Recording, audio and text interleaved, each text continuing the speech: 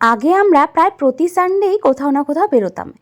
এখন বেরোনোর পরিমাণটা একটু কমে গেছে, তবে সুযোগ পেলেই বেরিয়ে পড়ি। আজকে বৃষ্টির ওয়েদার ছিল সকাল থেকে, তাই ভাবলাম একটু লং ড্রাইভে বেরোই। আর লং ড্রাইভে বেরোতে কিন্তু বেশ ভালো লাগে, তার মধ্যে যদি ওয়েদারটা এরকম বৃষ্টি হয়। আর এই যে বেরিয়ে পড়েছি আমি আর আমার হাজব্যান্ড।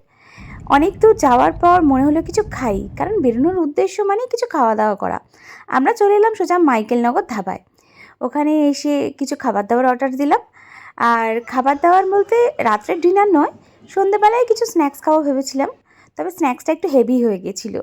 আমরা ওখানে চিকেন তন্দুর, তন্দুরি রুটি, এগ ভুর্জি অর্ডার করেছিলাম।